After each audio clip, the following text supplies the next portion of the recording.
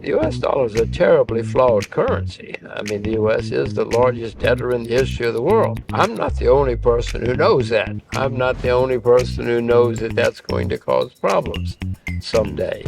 Um, but I don't see something else.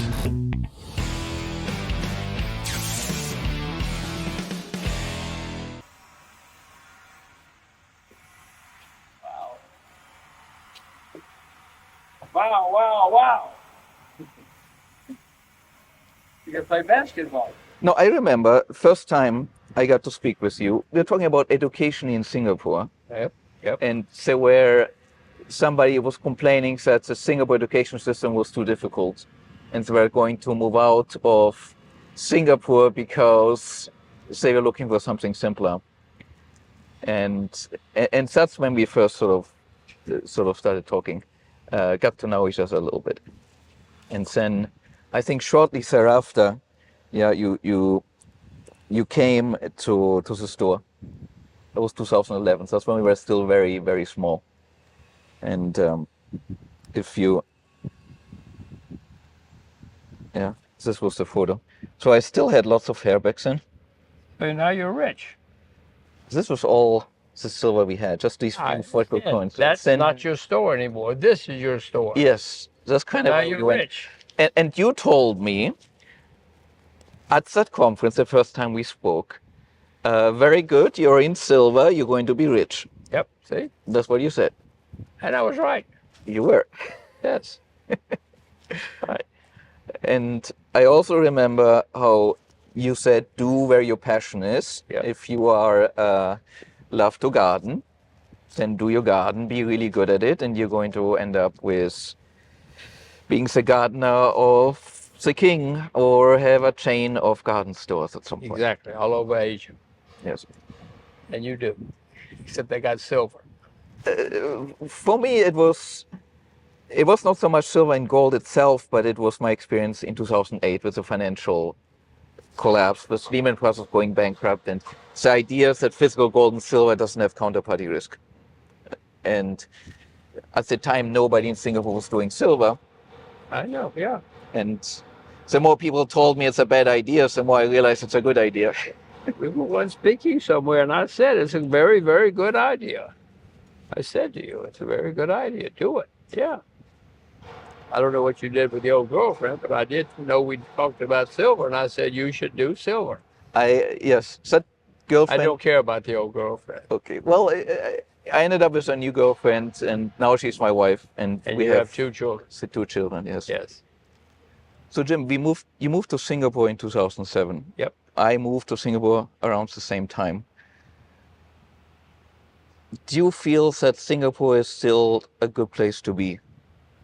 Or would you rather be somewhere else? Would you have, did you regret that decision, or are you happy with going No, I'm quite keen on Singapore. Unless they throw me out, we're going to stay.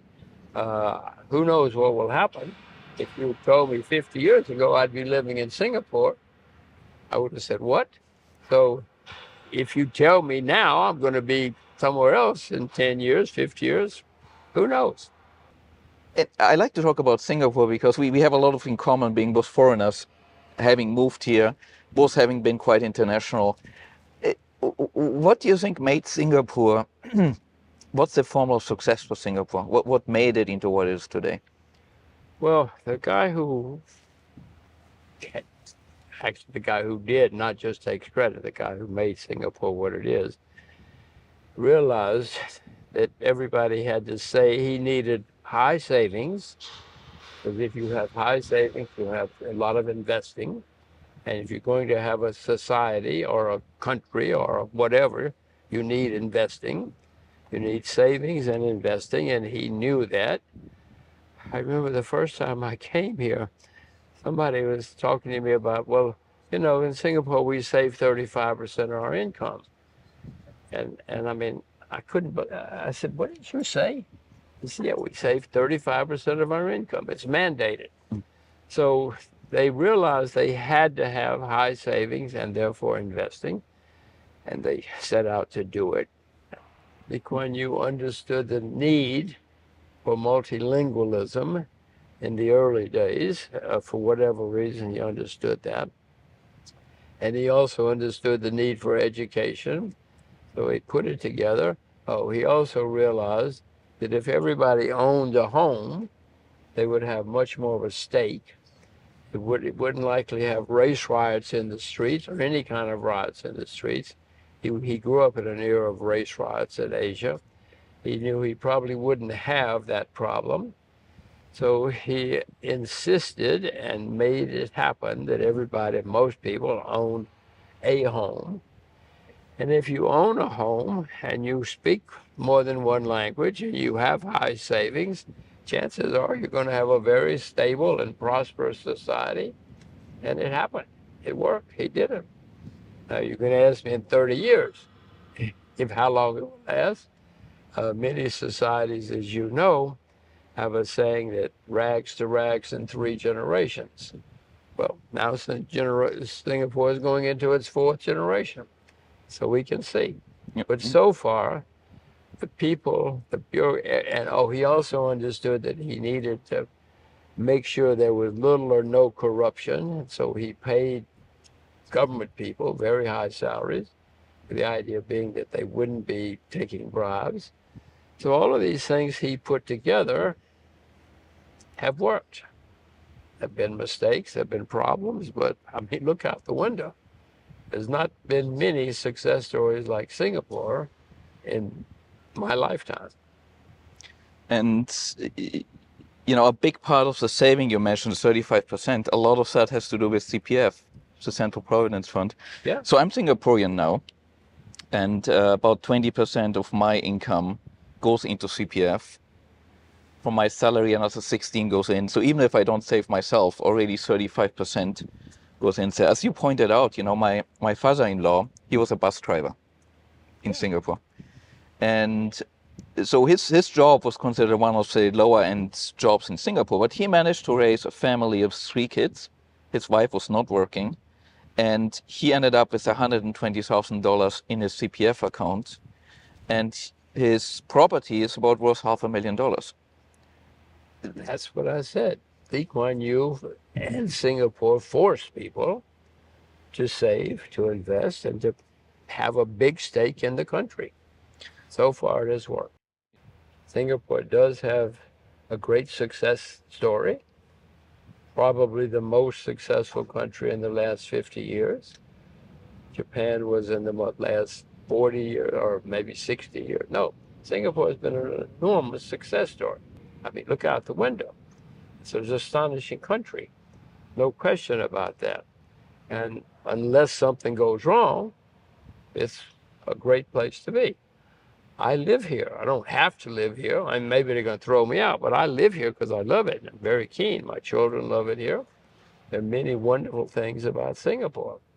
So, what Lee Kuan Yew used to say, if the government starts making mistakes, we will go into decline and we will not be here in 50 years. But he also said, if they start making mistakes, I will come back from the grave and I will correct the mistakes. So far, he hasn't come back. So I guess he approves so far. Yes.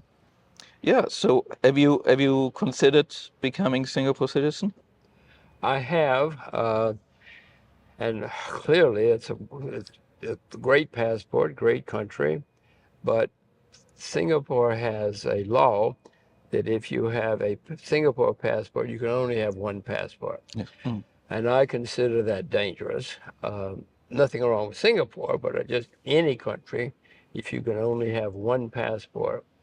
I don't know what's going to happen in the next 40 or 50 years, but I do know that having one passport, whatever the passport, could be a problem someday.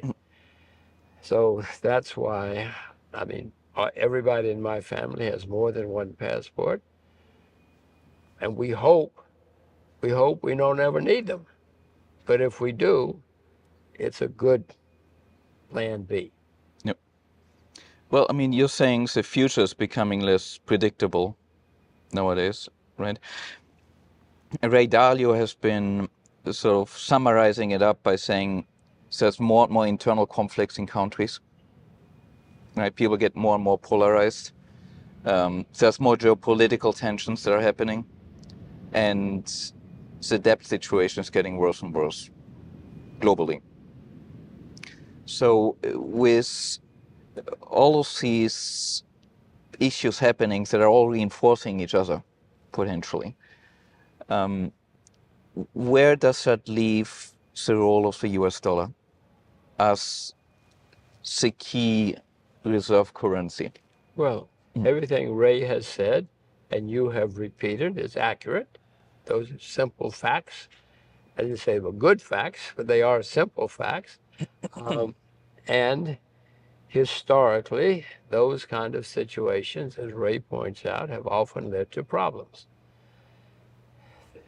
No currency has remained as the number one currency more than 100, 150 years ever in history. The U.S. has been there. It's been there a long time. And the U.S. is now the largest debtor nation in the history of the world. I don't particularly like saying that. I'm an American citizen. But I own a lot of U.S. dollars, by the way. But I can see that eventually there's a big problem going to develop. I can remember when the pound sterling a few decades ago lost its status. It caused big problems for the world, and especially for Britain and the British Empire, the British Commonwealth in those days. And it caused problems for the world, because if you have a transition from one currency to something else, the transition causes problems. And as I said, I own a lot of U.S. dollars, but I know that with the transition, when it becomes serious, it's going to cause a lot of turmoil, just as every other currency has caused turmoil when it changed. The U.S. debt continues to go up every day, and eventually the people, already in fact, there are many countries now looking for something to compete with the U.S. dollar. I don't know what it's going to be yet. If you know, please don't announce it. I want to buy. I Yes. want to buy a lot of them, because I don't know what it's going to be yet. You know, in that regard, I'm wondering whether Hong Kong can become a flashpoint, because I remember when the US put sanctions on Carrie Lam, which Who? Carrie Lam, she was the CEO, Oh, yeah. the president equivalent of Hong Kong. And HSBC, which stands for Hong Kong and Shanghai Banking Corporation, had to close the account of Carrie Lam. And, that's a little bit like asking Bank of America to close a bank account of the President of the United States. And, I remember reading this article where she was saying that she's got stacks of cash now because she cannot have a bank account anymore. And so when you have a situation where you have a sovereign country where your own banks cannot provide a bank account to the leader of that country, that's a very invasive thing. That's a political use of the US dollar and the banking power of the United States, and that causes resentment. Right? So I think a lot of the trend towards de-dollarization is to have an alternative so that you're not faced with this situation. Now, my understanding is that one of the responses to that was that China and or Hong Kong made laws making it illegal to put sanctions on Chinese or Hong Kong citizens, but then the laws are not enforced, because that now creates a very difficult position if you're a banker in Hong Kong. Are you going to follow the sanctions and not lose your job and not create a huge problem for HSBC? Or are you risking to go to jail because the penalty might be to go to jail? And as long as the Chinese don't enforce the laws, things are more or less moving on. But as we're having more trade wars and other things, could the Chinese sort of decide to enforce these laws? Well, as I said before, whenever there's a transition from the world's reserve currency to something else, there's always turmoil. There was when the pound sterling lost its status. There was a lot of turmoil in the world. You may not, well, you were a child, but many people knew about the turmoil. It caused lots of problems in the world, and that's going to happen again.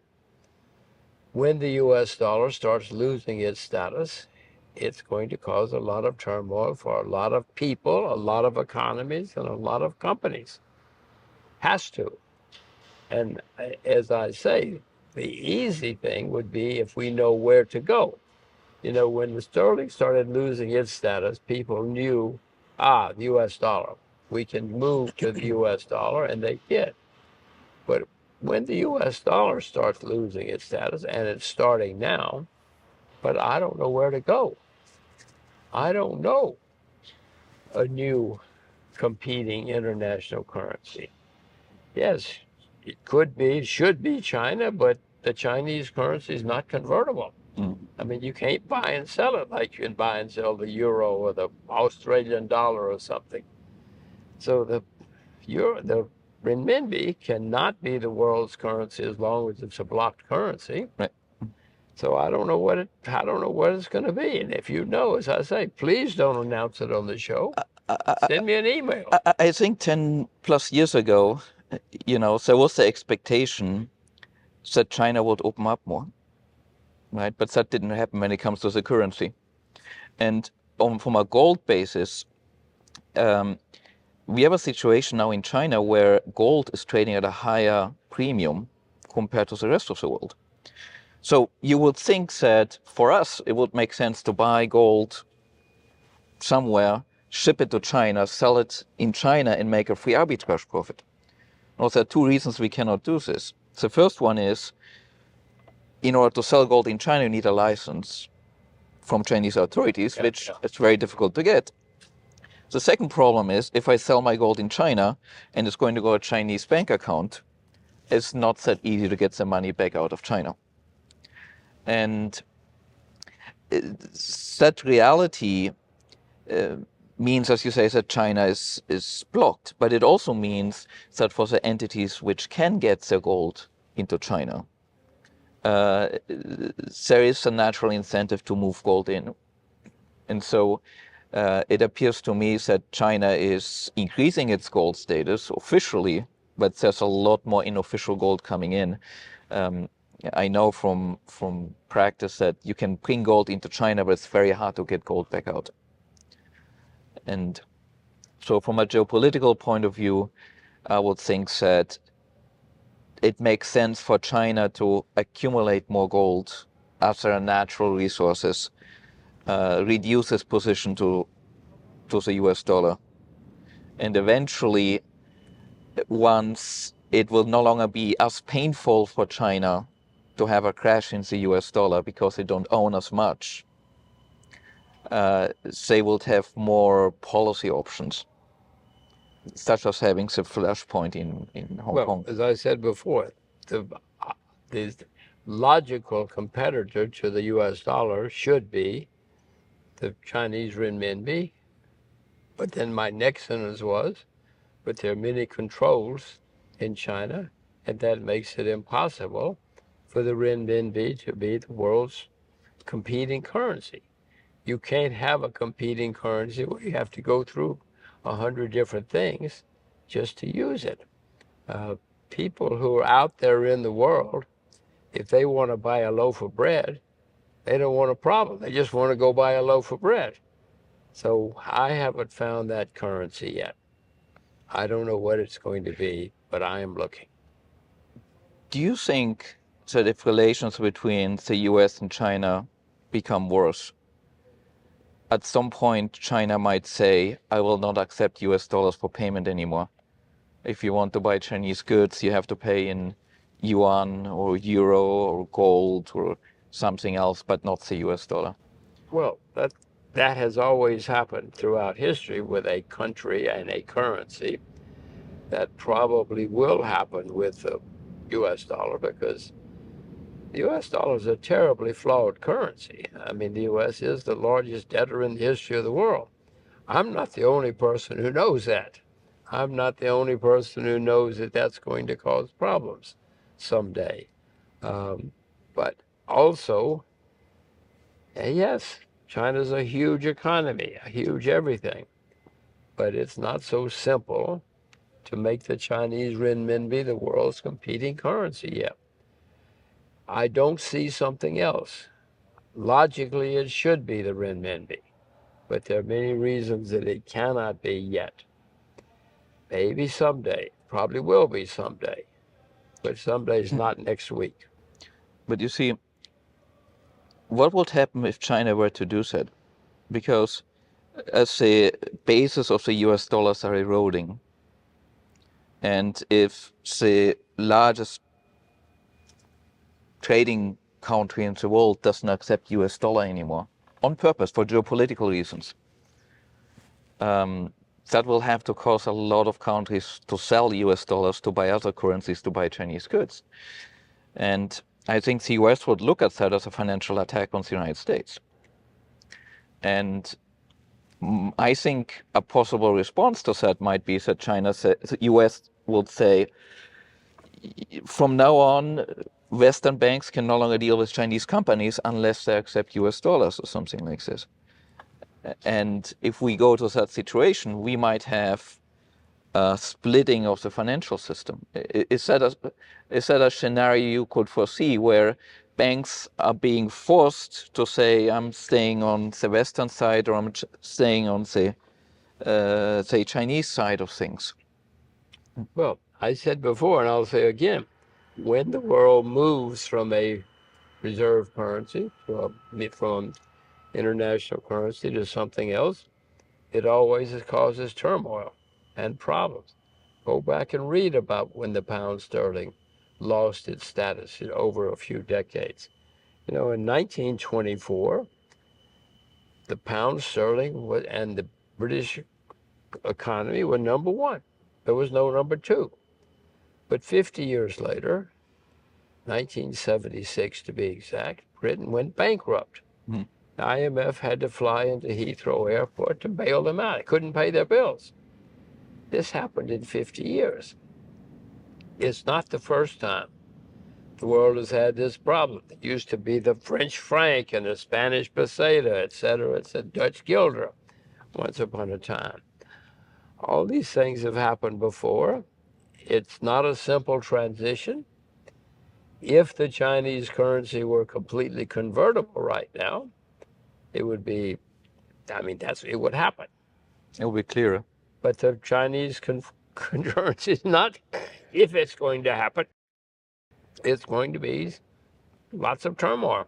Always has been, for many reasons. And it will be again. As I say, if you know the answer, and I can see you don't know either. That's why I'm asking you. But if you know it, please tell me. No, I can tell you lots of things. And there are many people, lots of gold bugs, who think it will be gold. But gold has always had problems too throughout history. Silver, silver has been the international currency more than gold had. You remember Jesus Christ? He was sold for 30 pieces of silver. He was not sold for 30 pieces of gold because silver was the money in that part of the world then. The U.S., when the U.S. was established, it was based on a silver standard. The first American Currency Act, 1792 or whatever it was, silver was the basis for the U.S. dollar.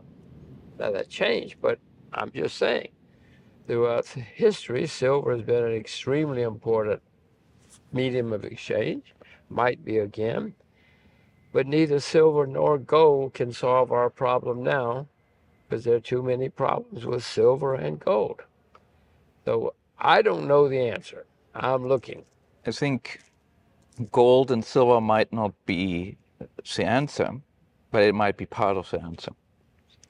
Well, Because if we have a gigantic catastrophe next month, people may grab gold and silver because they don't know what else. Then I don't know either. There's nothing else.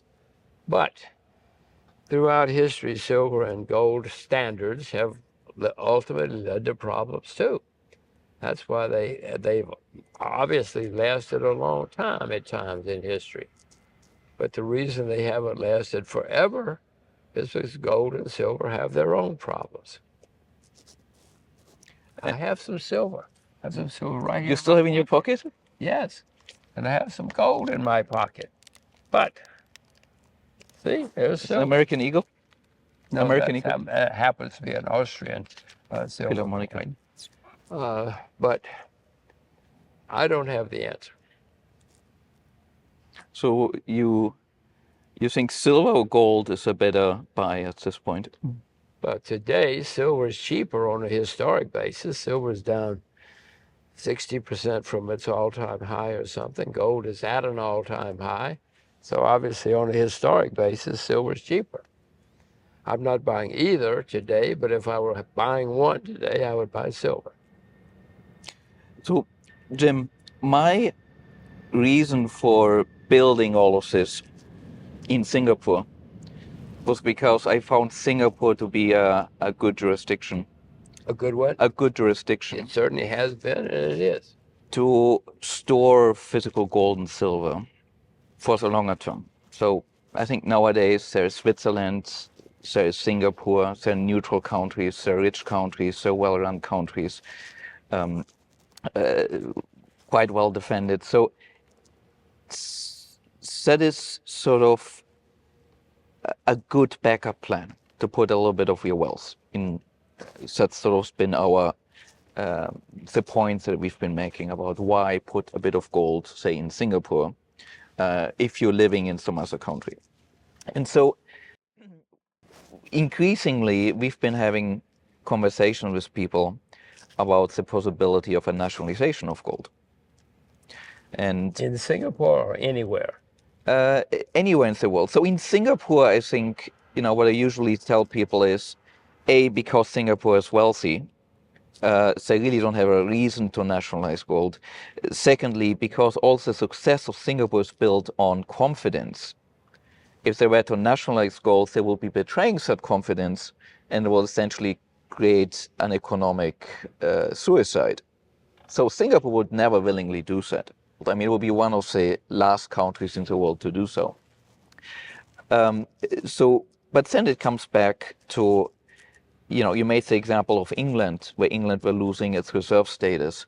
And I remember at the time they made various laws to try to get people to keep their pounds. They made it treason to use another currency. And when Germany, in the Weimar Republic after World War I, when the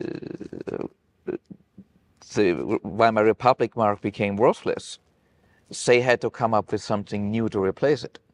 And they didn't have gold because the French and the victorious powers took most of the German gold, so they had to hypothecate most of German assets. But then later they ended up back on a gold standard. And often in these processes, you ended up with the government taking the easy-to-pick gold holdings of the citizens through a nationalization, confiscation, or some other manner like that. And of course, in the United States, we had that in 1933, Executive Order 6102, where back then my understanding was the United States needed to print more money, so to speak, in order to build works like the Hoover Dam and so on. And because gold was back in the US dollar and it was redeemable, you couldn't just print more money because people would be smarter than that and say, give me the gold. But by making it illegal for people to own gold, you could revaluate the US dollar, create about 35% more currency, and you can print. And that all sort of worked out until 71 when Nixon closed the gold window. And since then, the United States ended up going into this debt accumulation mode with 1.7 trillion or so, I think, last year in additional debt. And so The United States doesn't need gold to back the currency because they stopped doing so a long time ago. But they might be in the same position as the Germans were in the 1920s, that if there is a lack of confidence in the US dollar at some point, the United States needs to find something else to back its currency with. And gold and silver, are probably one of these assets that are going to play a role. And that's essentially where quite a lot of our clients are saying, if I keep all of that gold in the United States, then if a scenario like this happens, it might all be taken. So if we were to put some of that somewhere else, like Singapore, that can make sense. Is that a scenario, a gold nationalization like the one I described, that you think is possible? Is it likely? Or what are your thoughts about it? Is it possible? Of course it's possible. Throughout history, when politicians need an answer, they always say, we're doing this for you. This is for your good, what we're doing. It ain't for your good. It's for their good. It's a way to save themselves, whatever it happens to be, whether it's eliminating the gold standard, which America did in 1933, as you said. They didn't say, we're screwing you. They said, this is for your own good. This is for the good of the American citizens and the American Republic. So whatever they do, and it's going to be absurd, whatever they do in the end, it's not going to be good for you. It's not going to be good for them. It's going to be good for the world, but they will think it is, and they will do strange things. I certainly feel that everyone should have a plan B, should have a backup plan, and whether you say putting money in, putting gold or silver in Singapore is a good plan B, might be. I don't know. I'm looking for the best plan B, and have been for many years. Singapore is a great plan B right now. But you ask me in 10 years, you ask me in 20 years. I don't know what the great plan B is. I have a few plan Bs where everybody should. It's not that simple. That's what I've been dealing with for the last 15 years. Because as my background, I used to work in structured products, among other things. So I used to build derivatives. I was a lot with that financial risk. And then 2008 came, Lehman Brothers collapsed, and I realized that there's really a systemic risk which is not captured by these derivatives. And that's what got me into gold and silver as a way of being outside of that system. And when we started the company and we outsourced to a vault operator, third-party vault operator, in Singapore, I had to sign a clause saying that any government coming in, nationalizing the gold, confiscating the gold, I have to indemnify the vault operator against.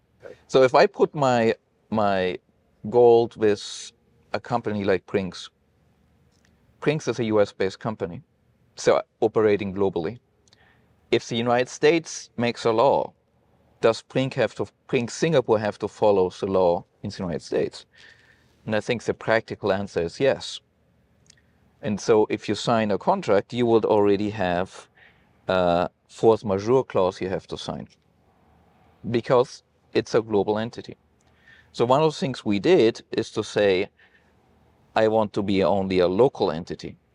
I want only to operate and store gold in Singapore, so that if I have a foreign country, whether it's Europe, the United States, somebody else come, I can refer them back to a Singapore court and say, I don't recognize the authority in Singapore, talk with the Singapore court.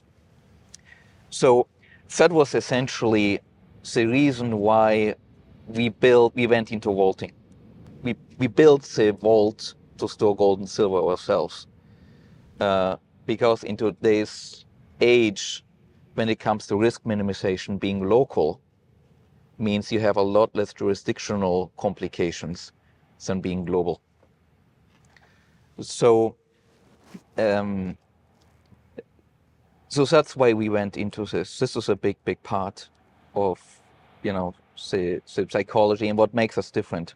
The main lesson of history is that most people do not learn the lessons of history.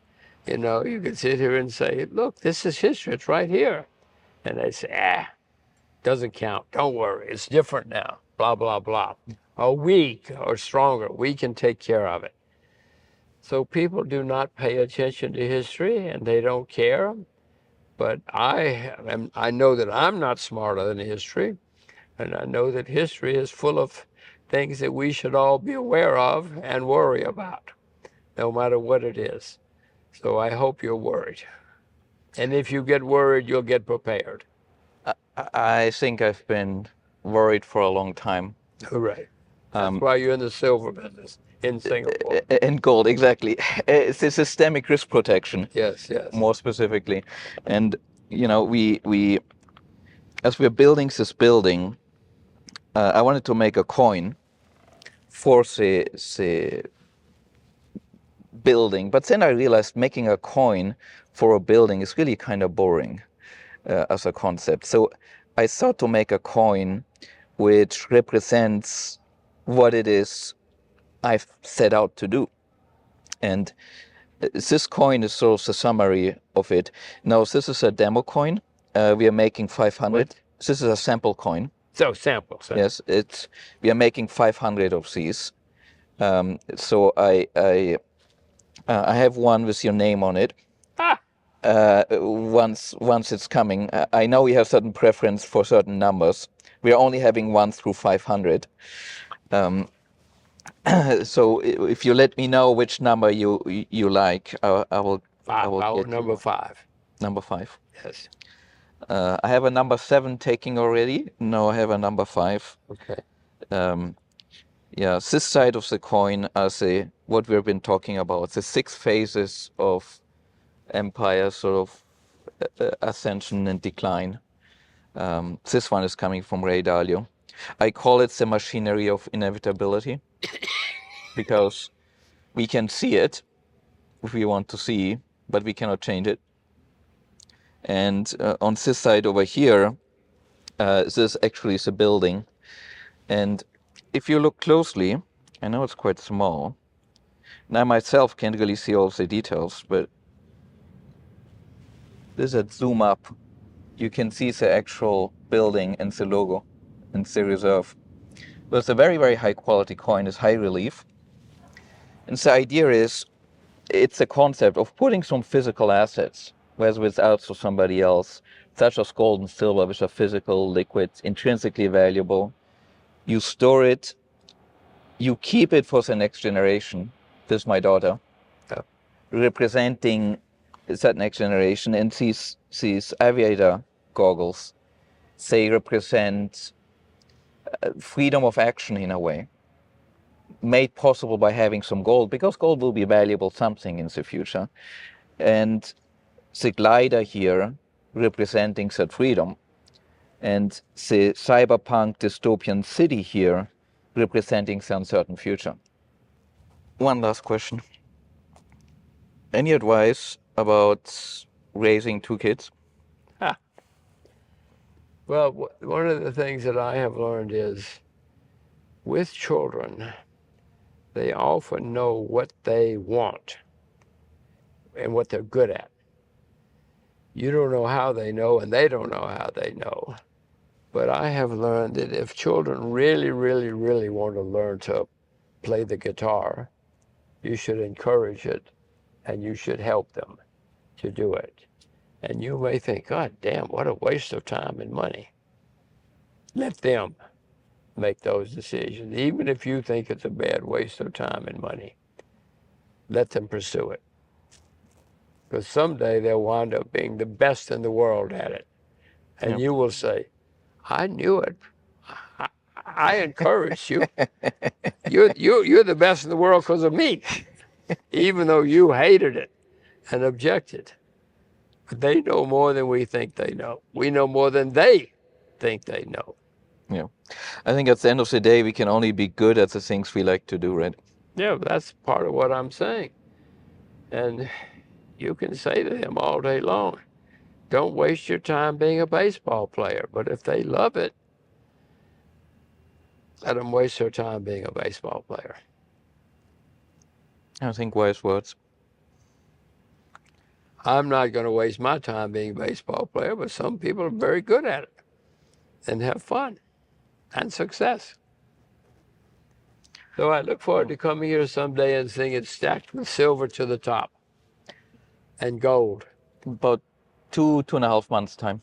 That was Jim Rogers having a conversation with Silver Bullion founder Gregor Gregersen in the new main silver vault at the Reserve.